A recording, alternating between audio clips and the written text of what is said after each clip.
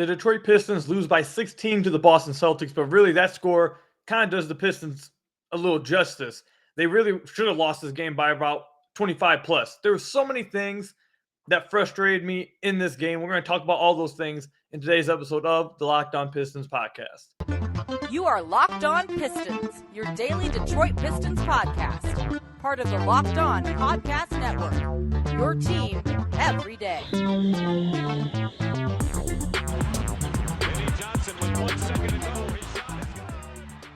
What's the deal? Welcome back to another episode of the Locked On Pistons podcast. Per usual, I'm your host, Kuka Hill. You can find me over on Twitter at Kuka Hill. I want to thank you guys for making Locked On Pistons your first listen of every single day. We are free and available on all your podcast platforms.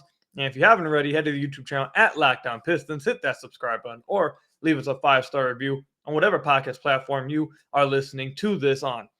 The Detroit Pistons lose this game to the Boston Celtics 128-112. I'm surprised they didn't lose by more. The bench, they emptied their benches at the end of the game, and that kind of made it look a little bit close. Like 16 points is even close, but it made it look closer than it was. The Celtics were up by 24 at a certain point. They really should have won by about 25 plus because this was a horrific game by the Detroit Pistons. And in a game where Killian Hayes kind of had a fantastic night, I wish I could come up here and just talk about how I think this could be the turnaround to his season that I've been waiting for. I can't do that until later because there's so many things that happen within this game that is just so incredibly frustrating. And not only did it make my viewing experience terrible, and it's been making my viewing experience terrible, but I see all the comments from you guys. I see all the tweets you guys send to me. I see everything. And I see it's making your guys' viewing experience worse too. So let's go ahead and just talk about these things, man. So the very first thing that I want to talk about is Cade Cunningham's struggles. Cade Cunningham shot 1 of 11 tonight. He had 4 points, by far one of his worst games of his career. Just very sloppy on the floor. The missed shots very early took him out of the game. He just didn't look like he was, after he started missing all these shots at halftime, he basically had no shots made.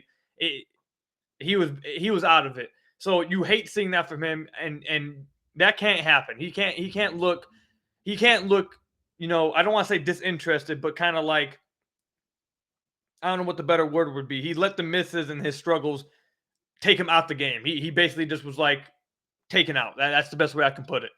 But look, Cade has to play better for sure. This is unacceptable. You can't shoot 1 of 11, 0 of 6 from deep. But this is going to go back again. This is going to go back to what I've been talking about all season long. And when I talked about would be a fear of mine all off season. And it's the biggest thing that makes watching the Pistons so hard from a fun perspective. Not because you want wins, but just from having fun. It's the thing that makes it so tough. And it's the fact that the Pistons, it feels like every night you watch the Detroit Pistons, there's at least one player, at least one. Sometimes there's two, but there's at least one player on the floor who the opposing defense is not guarding and is sitting in the paint. And tonight, look, Hamidou Diallo was being guarded by Luke Kornet by the Boston Celtics. For all of you guys who are huge fans of Hamidou Diallo, listen, I'm tired of walking on eggshells. I'm just going to tell you straight how it is. The Pistons can't keep playing him. They can't.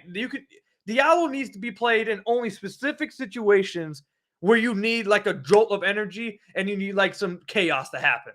Because he cannot be in your regular rotation. The Boston Celtics were guarding him with Luke Kornet the entire game. You don't believe me? You want to be a fan of Diallo? Go turn the game on. Go rewatch it. They were guarding him with Kornet, and Kornet was standing in the paint he wasn't taking more than 2 steps. I don't know how he wasn't being whistled for defensive 3 seconds, but he was just sitting in the paint the entire time. It made driving lanes impossible. It made dump-offs impossible. Spacing was terrible. It's awful. So Diallo was the biggest culprit of this because teams just refuse to guard him. He's the biggest culprit of it.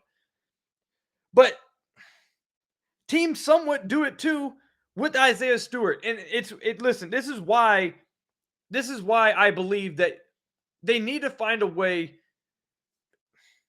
Cade, it's so clear, going back to last year, that Cade plays better with the lob threat, that it's utterly shocking to me And I know a lot of it. Listen, let me give the coaching staff a little bit of a pass here. I know a lot of it has to do with Marvin Bagley being hurt. I think there's a good chance Marvin Bagley would be starting besides Saddiq Bey or Bojan Bogdanovic, whichever one. I'm not going to fight with you guys about that right now. But it's a good chance that he'd probably be starting to give Cade that lob threat.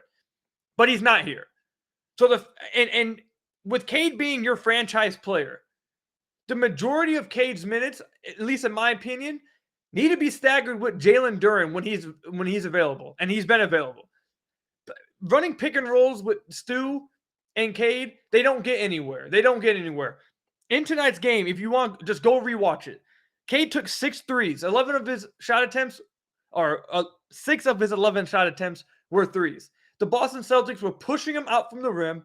They were taking away driving lanes because they didn't respect Stu's jumper, and they don't really respect Stu as a roller to the rim. So they were pushing Cade out farther from the rim, and he was having to settle for a lot of threes. And when he did get to the rim, it was congested. It was tough looks. There was one play, I believe this one happened in the third quarter, where Cade crosses over to his left.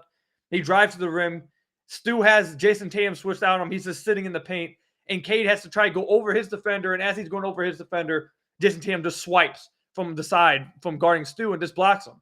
So does Cade need to play better? 100%. That's unacceptable. 1 of 11 is unacceptable. It's terrible. He has to get better as a shooter, no doubt. Like the fact that Cade has to improve as a shooter, or he's never going to improve or reach his ceiling. Now, it's way too early in the season to try to sit here and say, and way too early in his career to try and make the statement that he's not going to. But him not being able to hit outside shots is on him. However, I'm going to continue to hammer this home until they show me difference, and maybe we'll see that difference when Marvin Bagley comes back. But continuing to set Cade up with Isaiah Stewart and playing him in a lineup with Isaiah Stewart and Hamidou Diallo and Killian Hayes all around him is just setting him up to fail. It's just dumping him in a pit of fire and saying, here you go, try to get out. Like, it can't happen. If you're going to play him with Stu, okay, then you have to have some spacing around him. You can't then surround him and Stu, who, by the way, is not a good pick and roll player, and is not going to space the floor enough to where a defender respects him. You cannot then also tag on to Hamidou Diallo. You just can't. Doing that is just a cardinal sin.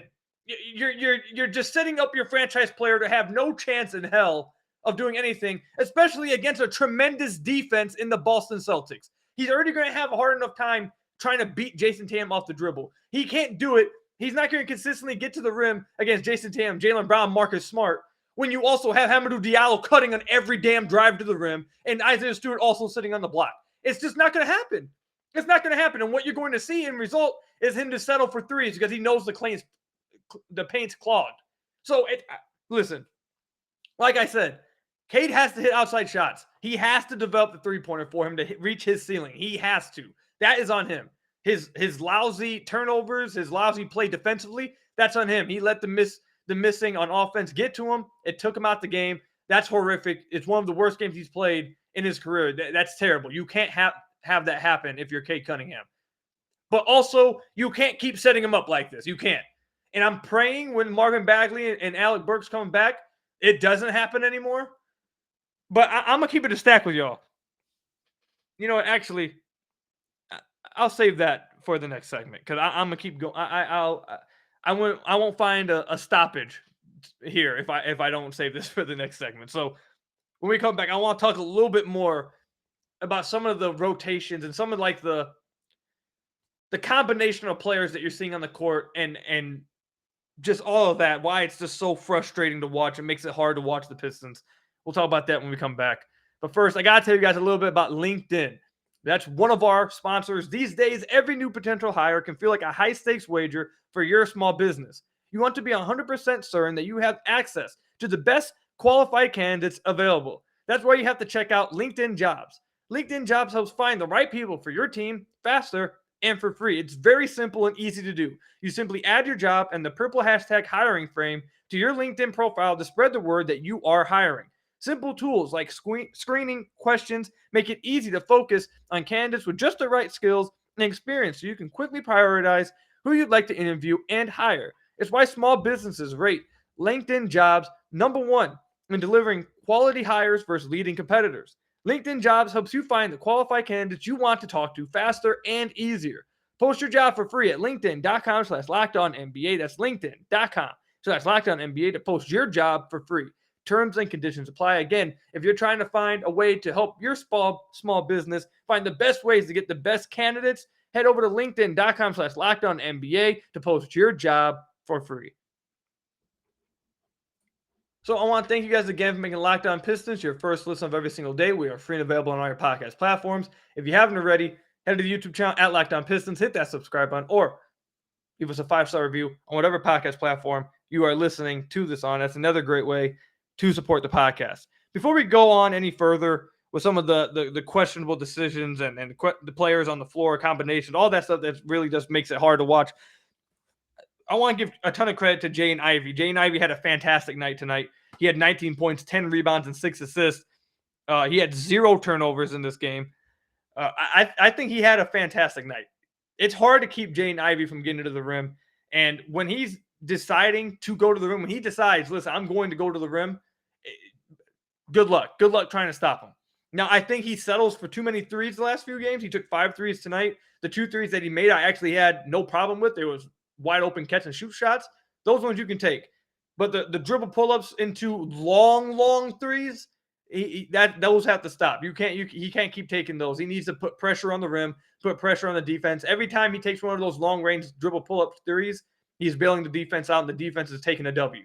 That's how they're thinking. So he's so unstoppable getting to the rim. He's so explosive getting to the rim, and he has such great touch and his ability to draw free throws, all that stuff around the rim. He's so fantastic at that stuff. He should not be letting defenses off the hook a single possession. To be honest with you, I would be okay if after a game and I saw Jaden Ivey only had 1 3-pointer attempted or 0 3-pointers attempted, but he had 14 shot attempts and all of them came from him attacking the rim. That's a major W for the Detroit Pistons, because that means he's getting to the rim, he's finishing around the rim, he's drawing free throws, and he's really good at making the first read and kicking out when it's there. He's fantastic at that. The first corner skip pass or first corner kick out pass, he's fantastic at making those passes. Dump off passes, he's good at making those passes. The first read, which is all he really has to make because of how explosive and how easily he gets to the rim, he makes those consistently. So I'm just saying, defenses are when he takes those threes, they're like, okay, we won this possession. If he makes it, so be it, but we won this possession. Every time he gets them on their heels and goes to the basket, they're petrified. They're scared because of how explosive and how legit of a player this guy is.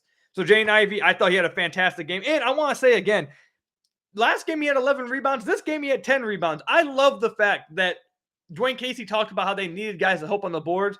And by far, no doubt about it, Jaden Ivey is the one who's taking it the most serious here. He's active on every board. He's jumping over guys. Heck, he might get over the back foul a few times if he keeps doing this, but I don't care. He's hustling hard as ever. He's trying to help his big guy out, and he's trying to get defensive rebounds. Really, he must be realizing that if I get a defensive rebound, I can take this coast to coast before defenses can get set. So I thought he had a fantastic game, and I really love the fact that he's taking, getting active on the glass and helping out his big man, Isaiah Stewart, very seriously. It's helping the Pistons a lot, and I thought he had a fantastic game. And to be honest, the Pistons probably lost this game, or they were going to lose this game either way. But the game got out of hand, I should say, when the Pistons kept Jaden Ivey out of the game for too long. I'm surprised that Dwane Casey kept him out of the game in that second half for as long as he did. He was the best player for the Pistons on the floor by far tonight. And he was out for a much longer stretch than I thought he was going to be. Usually they take Jaden Ivey out and bring Killian Hayes in the third quarter and stagger Ivey and Cade that way. I thought with how Cade was playing and how lackadaisical he looked defensively because of what was going on offensively, I thought they were going to take Cade out and play Killian with Ivey. But they took Ivey out and held him out of the game for too long. And that's really why I think they with the way Killian played in the second half, we'll talk about that later. If you had Ivey out there with them, I feel like they maybe could have kept this game at least competitive. But yeah, I don't know. Either way, though, I do want to say Ivey had a fantastic game. Anyways, I do now want to get back to some of the questionable decisions going on. So you guys will remember if you guys listened to the offseason. I said in the offseason what I wanted the Pistons to do in the offseason was to decline Frank Jackson and Hamidou Diallo's player options. But when you guys asked me, let's say you had to pick one, I said I'm picking Frank Jackson. And why did I tell you guys I'm picking Frank Jackson? Because he's a shooter, and even when he's not hitting, and if he's having a season where he's not hitting shots, he is a theoretical shooter, and defenses will respect him as a theoretical shooter. They're not going to put Luke Cornett on him and just have him sit in the paint to where drives are damn near impossible, dump-offs are damn near impossible, pick and rolls are damn near impossible, and you're baiting a bad shooter into taking corner threes, or, I don't know, maybe a 2-dribble pull-up mid-range shot that hits the top of the backboard. That's not going to happen if you had him. But I'm not sitting here advocating for the fact that they should have brought back Frank Jackson. I didn't think they should have brought him back. But you're starting to see, and I hope all of you guys are clearly seeing this, because I think even Stevie Wonder could see this. This is now back-to-back-to-back games that defenses have hidden their center who can't move around. If you put him in space in the pick and roll, he would get obliterated. But because the Pistons have a player on the floor that they do not have to worry about guarding, they are now enabling defenses to play big men who don't have to move around, can protect the rim, and they can just swallow up rebounds and deny driving lanes because the Pistons continue to play Hamidou Diallo. In games where you can put Diallo in for just like a quick burst, you need like a jolt of energy, some chaos go on because your half court's not working, everything's just, it's just not working. You just want to throw him in there and tell him just go crazy, try to create some crazy stuff. Okay, he can do that every now and then. But for the majority of the time, having him on the floor with, like I said in the first segment, with Isaiah Stewart, both the guys defenses are not going to respect as shooters. And every time, I want you guys to watch this next game. Not only do they not respect both these guys as shooters, and they're hiding Luke Cornett on Hamidou Diallo, every time Cade drives to the rim, every time Jaden Ivey drives to the rim, I want you to watch what Diallo does. Diallo drives or cuts to the rim, and he doesn't understand. What doesn't make any sense is that his guy's already sitting in the paint. So at the very least, if he's going to have to sit in the corner, if you're going to play him, he's going to have to sit in the corner and catch and shoot three from the corner. You're just going to have to do it. You have to. If you can't do it and you can't shoot it without hitting the top of the backboard, you can't play him. I don't know what else to say. You can't. I can't say it any nicer. Like, it's just straight up. Because if your guy is already sitting in the paint, you have a guy rolling to the rim that's usually Isaiah Stewart, and you have Ivy or Cade driving to the rim, then also cutting to the rim now means there's 6 guys in the paint. That's helping nobody. So if you can't trust Diallo to simply catch and shoot some threes from the corner, if you can't trust that, you cannot play him. You can't. Especially, and maybe you could get away with it. You could maybe get away with it if you had a stretch big at the 5 instead. Like if you had Kelly Olynyk, that defense are going to respect, don't want to give him open threes, then maybe you could pull that defender out, and maybe you could live with the fact you have one guy on the floor who defenses are literally just sitting in the paint on. Then maybe you could get away with it. Or, like the example we used a lot in the offseason, if you watch the Golden State Warriors, if you have an elite pull-up shooter where teams have to come up and trap against, or guys have to come up and hedge against, so now the roller, if you hit it him, now you're working on 3-on-4, now you can cut to the rim. You can cut to the rim now because now you got numbers advantage, because now the elite pull-up shooter is drawing 2 players, just like Steph does, like Trae Young does, like Damian Lillard does. When those play, that's what makes those guys so elite on how they help their teammates, because they're so good in pull-up shooting that you can play non-shooters. You see how the Warriors play Draymond? I'm going on a little bit of a talking spree here. I'm sorry, but you know how the Warriors play Draymond and Kevon Looney together? You know why they can get away with that? It's because they have Steph Curry. So when they run a pick and roll with Draymond, guys are trapping Steph. Steph can hit Draymond, and now you have a numbers advantage. So now Wiggins can cut backdoor. Now Looney can sit in the dunker spot and be ready for a oop. Now you have the numbers advantage to do it. When you can't do it is when you don't have that elite pull-up shooter in Cade Cunningham and Jaden Ivey, guys who aren't going to be that much of a threat from 3. When you also have a guy rolling to the rim who's not a threat, not only finishing at the rim, but shooting from beyond the arc, at least to defenses right now. And then you also have Diallo cutting to the rim. All of that cannot be happening at once. It just can't be. And I know Jaden Ivey shot 6 of 12 tonight, and usually Ivey's usually able to work around it somewhat because of how explosive he is. Like, just because of how he's usually beat defenses to their spot, even when they're hiding a center on a guy. Usually he's able, let me not say usually, but sometimes he's able to beat it anyways, just because of how quick he is. Sometimes it just doesn't affect him. But I kid you, go watch his 6 misses. Go watch them. Go watch all the drives to the rim he had. There's multiple times he can't go up at the rim or he's forced into a turnover or a bad shot or something. It's because of that. It's because of what I just detailed. So, listen, I know the things will change when Marvin Bagley and Alec Burks come back because Alec Burks is a nice shooter and Bagley's going to put pressure on the rim because he's a lob threat. I know that's what everyone's hoping for. But in the meantime, I'm not joking. I would rather play I'd rather play Corey Joseph than Diallo. Because Corey Joseph can at least space the floor. And defenses aren't going to hide Luke Cornett on him or Brooke Lopez on him or whoever the hell else the Pistons have played recently. Let's go look at their schedule so I can bring up some other guys that they played. The Thunder. Who were the Thunder hiding on them? The Cavaliers had their big men just sitting in the paint. Mobley, Allen, all of them.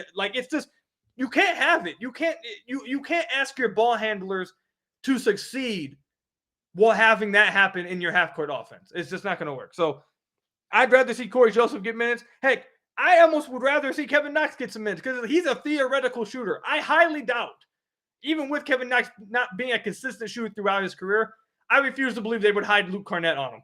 And I guarantee you this, Kevin Knox wouldn't be cutting the rim. Kevin Knox would welcome those corner threes and he'd take them. And it's just a matter of if he's going to make them or not. Hopefully he hits them. I'm not joking. I would rather play those two guys if defenses are going to start hiding their center who can't move on Diallo. It literally makes my eyes bleed watching the game. And I'm telling you, that's part of the reason why Cade Cunningham gets so frustrated. They won't ever say it out loud, obviously, but I kid you not, I promise you, I would bet my life that when Cade drives to the rim and he sees 6 players in the paint, he is trying his hardest not to spike the ball into the ground and get ejected. I promise you. I promise you. So basically what I'm saying at the end of this is that the Boston Celtics kind of were playing with a handicap, and I cannot wait till Alec Burks gets back. And I cannot wait till Marvin Bagley gets back. That's basically what I'm getting at here. So it is what it is.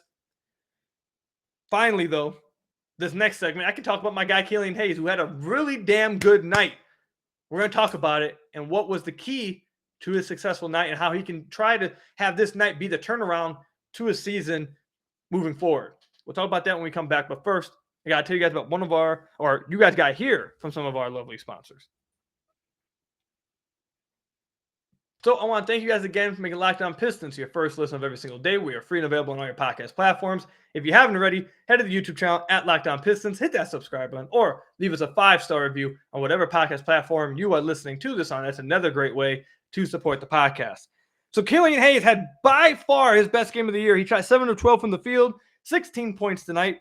He played extremely well in this game tonight, and this is what was the key to his successful night. And he did this against an extremely good defensive team in the Boston Celtics too. This wasn't just him going crazy against the OKC Thunder. This was a really good defensive team he did this against. And there was multiple plays when he ISO'd Jason Tatum and scored. He ISO'd Marcus Smart twice and scored. He was scoring a lot of his buckets in isolation. It's crazy. He also had a few spot-up attempts, and I told you guys that he needs to get some more. They need to start trying to get him some more clean catch-and-shoot 3 looks because that's going to get him – I think he'll be – if he can get some cleaner looks and see those go down, it'll give him to the flow of the game more. But really, the biggest key to Killian Hayes turning around his season, how he needs to be playing every night, I think he started to realize it tonight. He needs to start taking these mid-range pull-ups. Because what's really making it hard for him majority of the time when he's playing out there is defenses are backing up before he even starts to drive. Like, they're not giving him the Hamidou Diallo effect. But when he starts to dribble, they're already on their back heels. They're already starting to back up. So when you're not explosive like Jaden Ivey, if you have defenses already doing that and you don't have that type of explosiveness, you're putting yourself in a disadvantage 2-step. You're giving yourself a 2-step disadvantage. Not only are you not that explosive, but now defenses are just waiting for you to drive because they're backing up. They don't believe you as a shooter. And when Killian takes his little between the legs cross and he starts getting into his size-up package that he does all the time, the mid-range is wide open. The pull-up jumper is wide open. And you saw him take that. I think 12 of it, out of the 12 shot attempts he took, I have to assume at least 6 or 7 of them were his dribble pull-ups. And they're open every single time. And they look really good when he goes to it as like what he wants to do. When he goes to it after being forced into it, or he has to get a shot up, or he doesn't really want to shoot it, it looks really ugly. But when he goes to it and he wants to take that shot, it looks so smooth. So I think what he can take from this game and it will open up everything else. He also had a really strong drive on Hauser, I think it was, bodied him, got him to the rim, and he had another strong drive when he bodied Payne Pritchard, I think, and he had an and one. So I like the fact that he's using his body on the drives in tonight's game. So hopefully he looks at that and realizes he should use his body more, draw some fouls. But really, I think he picked up on it tonight because he was doing it a lot more than I've ever seen him do. He needs to go to that mid-range pull-up if defenses are going to play him like that. He's not going to be able to get to the rim and try to get layups if defenses are already retreating. And what happens is once you start to make those dribble pull-ups, once they keep giving you those, and you can just get to the free throw line every time and just rise up over them because you're 6'5" with a 6'8" wingspan, once he realizes that, and it looked like he did tonight, defense are going to start playing up on you a little bit more. And now he can get to the rim going to his left and he can lay the ball up. Now he can start doing that. But until then, he needs to start working in that in-between area, I at least feel like, to try to force them up on him so he can get by to the rim. But yeah, that's what he was doing tonight. He was taking a ton of those shots, and he was feeling it. And I love seeing it, obviously. He had a few pull-up jumpers from beyond the arc. He had one taken away from him because Diallo had the Celtics jersey on and was playing for the Ops. And then he had another one taken away from him from a three. They said his foot was on the line. But outside of that, I thought he played a fantastic game. And I really hope the coaching staff shows him this film and he looks at this film and realizes, listen, this is how I have to play. I need to be this aggressive. He had 12 shots tonight. He needs to take 9 shots a game, 7 to 9 shots a game. And it needs to be him aggressive, getting to those mid-range pull-ups. Those are open for him. He worked on that shot all offseason. All his videos, he's working on the mid-range pull-up. He needs to go to that shot consistently, and that's going to open up drives for him. I loved his ISO moves. I loved his size-up packages that he's getting into it. He's getting to that free throw line extended, that free throw line shot, and it's wide open. He rises up over guys. Guys aren't going to block him. He's 6'5", 6'8" wingspan. It's not going to happen. So I love the fact that he was going to it and he was feeling it. He was playing more confident than basically close to I've ever seen him. He was playing extremely confident. And again, he had a few of these scores ISO'd on Defensive Player of the Year, Marcus Smart, and scored on him. He was playing incredibly confident. I hadn't seen Killian go out there and give these type of size-up packages and try to break dudes down like this many times in the game in his whole career. I hope that he can see that he needs to do that. He needs to try to break down his guys like this and continue to take these shots that they give him confidently, and he'll turn his season around.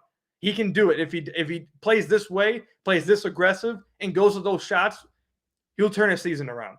Now, if he goes back to pressing and, oh my God, I need to get a shot up here, let me just go force something up. If he starts playing like that, again, like he had been throughout the season, he felt the pressure. The shots he's taking don't even look like good shots. He's just getting shots up to get shots up. Then he'll go back to struggling and he won't turn the season around. But if he can play fluid like he was tonight, playing the game his way, playing confidently, breaking dudes down, playing confidently with the dribble, pulling up when the guys give it to him, he'll turn the season around. I fully believe that. So, again, I really hope he watches this film tonight and the coaching staff shows him this film and says, see, this is how you need to play every night. You need to do this every single time you're on the floor. And he'll be straight. My last gripe, though, that I'll say, Dwane Casey is a great family man. He's a great person. Great human being. But listen, if a guy's playing awful, you don't play him a lot of minutes. You cut his minutes back. You don't play him for long stretches. That makes sense. That's what you should do. But when that said player is having the best night of his season, and you talk about how you need to figure out how to help him turn his season around, he's a big part of what we want to do moving forward. When he then starts to look like he's turning it around as having the best game of the season, and he's playing more confident than ever, he's figuring out how to play, you don't then just play him 22 minutes. Killian Hayes should have finished this game out. The fact he was taken out for Corey Joseph and Rodney McGruder when he's having the best game of the season and turning it around, you need to reward that confidence. If you're going to take it away when he's playing bad, which you should, when you're playing bad and you want to penalize him for it, you need to then reward him when he's playing well. 22 minutes for what he was doing tonight, that's crazy. I can't believe he only played 22 minutes. I can't. Why? When a player's playing well, you need to reward him with minutes. You need to reaffirm his confidence. Let him know that what he's doing is right so he feels even more empowered to keep going. Not take him out. That was my last gripe. That was the thing that probably made me the most mad at the end of the game. I can't believe they took him out. There's no way. There's no way you take him out for Rodney McGruder so he can get some minutes when he's having the best – with how he struggled thus far this season to find his confidence and find his shot, and he's getting to it now. You take him out for Rodney McGruder. There's no way. I fully believe any other coach in the NBA lets him play the rest of that game. They don't take him out for the veteran who doesn't play any minutes. There's no way. No other coach does that. I don't get it, but it is what it is. Overall, bad night from majority of the Pistons. Ivy had a good game. Killian had a good game. All the other guys really had an inefficient night. Jalen Duren actually had a nice game. He had a double-double at 10 and 10. But overall for the team, it just wasn't a good game. Lousy on defense. Hauser somehow got 20 wide-open threes when he had already hit. How many threes did he hit tonight? He hit 6 threes, and I guarantee you all 12 of his attempts from beyond the arc were wide open. The Pistons are the only team I know that see a guy hit 6 threes and then be like, no, we don't believe it. Take it again. We don't believe you. Like, it was a frustrating game tonight, as you can tell. Very frustrating game tonight. The Pistons fall to 3-9. That's all I've got for you guys today, though, man. Let me know what you guys think about this game and everything you guys saw. Comment section down below or over on Twitter at KukaHill. Thank you guys for making Locked On Pistons your first listen of every single day. We are free and available on all your podcast platforms. Hit that subscribe button at the YouTube channel, Locked On Pistons, obviously. Leave us a 5-star review on whatever podcast platform you're listening to this on. And until next time, I will see you guys later. Stay safe, everybody. Go Pistons, and peace out.